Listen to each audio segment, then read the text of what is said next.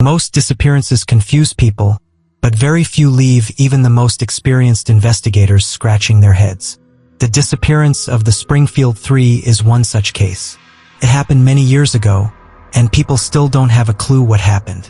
How do a woman and two teenage girls drop off the face of the earth? The case brims with countless theories, each more perplexing than the last.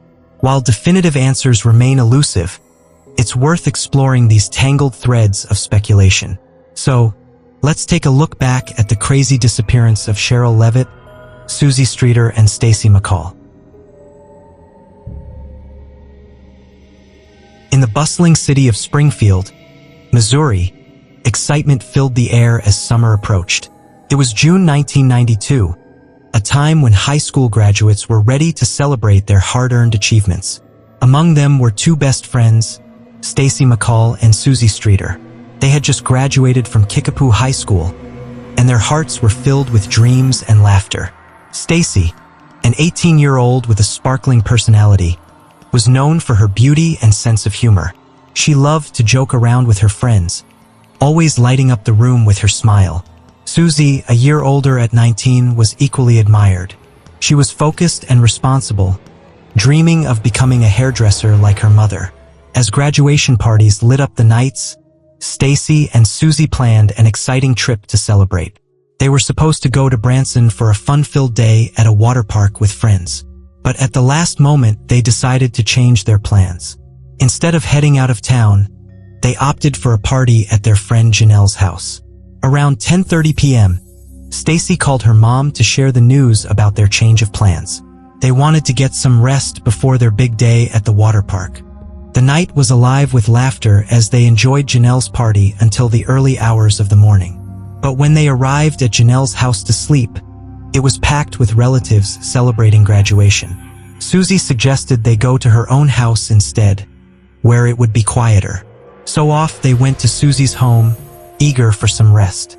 The following morning dawned bright and hopeful. Janelle called Susie around 8 a.m. to check on them. They were supposed to leave for the water park soon. But when she called, there was no answer, only silence on the other end of the line.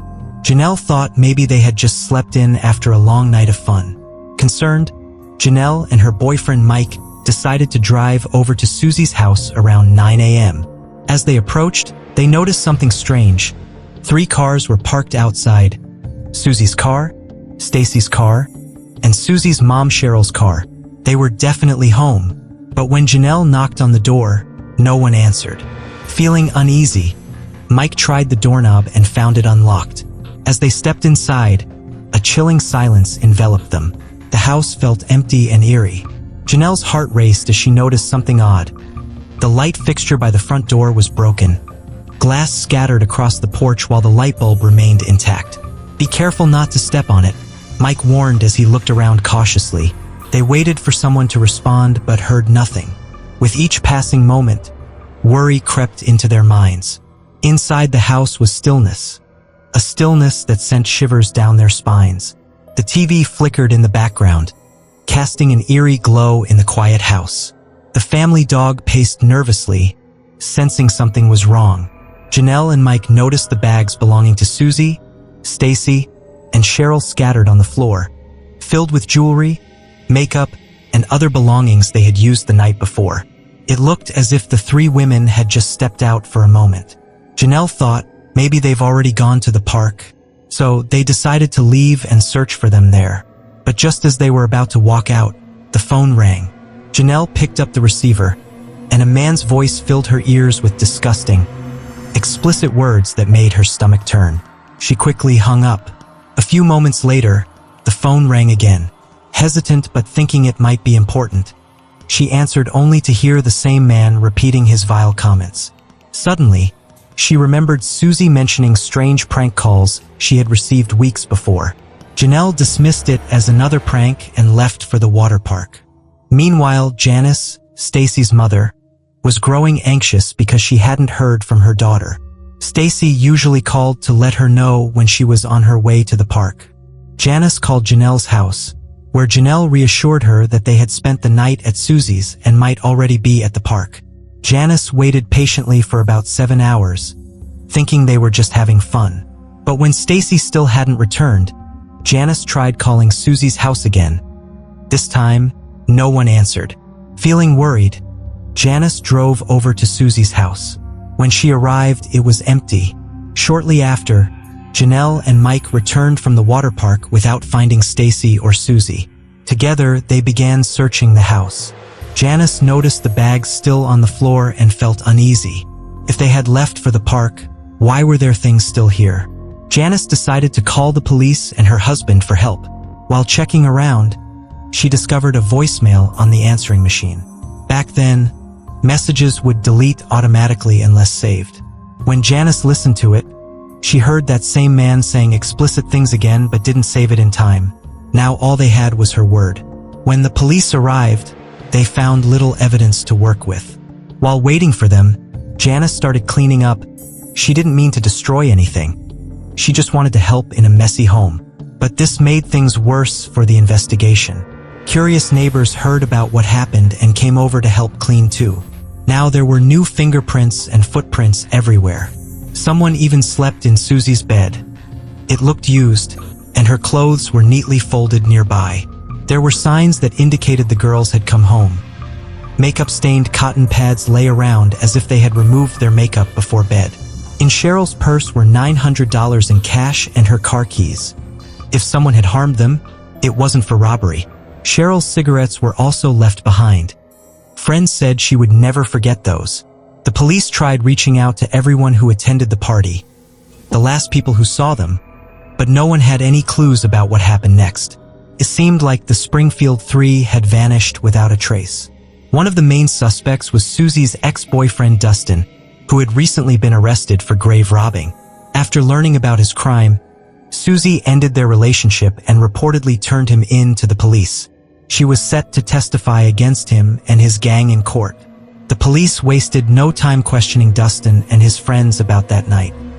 Could Susie's ex-boyfriend and his friends have wanted revenge on her?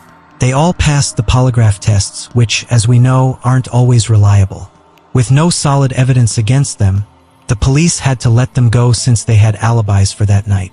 The investigation then turned to Bart Streeter, Susie's older brother. Bart had a troubled past with alcohol and had been kicked out of the house years earlier due to family issues. After some time away, Bart returned to Springfield, trying to get sober and rebuild his life. For a while, Susie even lived with him, but it didn't last long because he became aggressive.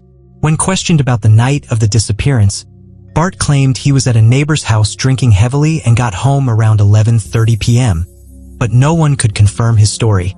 He also took a polygraph test and passed. Days after the women vanished, a neighbor came forward with information. She was the kind of person who always watched from her porch. A few days earlier, she noticed a greenish van in the neighborhood and found it suspicious.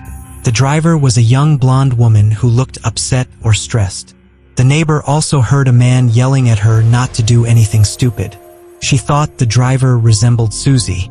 The police began searching for similar vans but received many reports of different colors without any solid leads.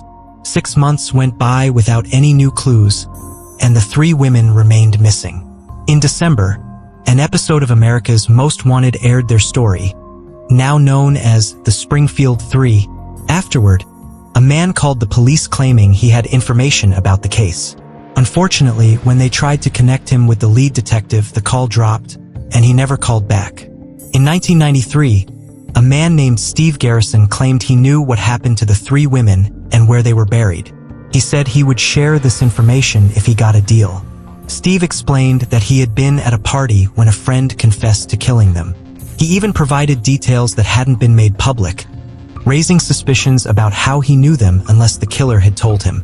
He took police to a property linked to another case involving 2 missing girls from the 1990s. The police found something on that property but made Steve sign an agreement preventing him from discussing what was discovered there. Very strange indeed. Steve also had a criminal history. He had served 40 years for kidnapping and raping a girl who had disappeared. Another lead emerged from Florida involving Robert Cox, who had served in the military and was previously convicted of murdering a girl in Florida.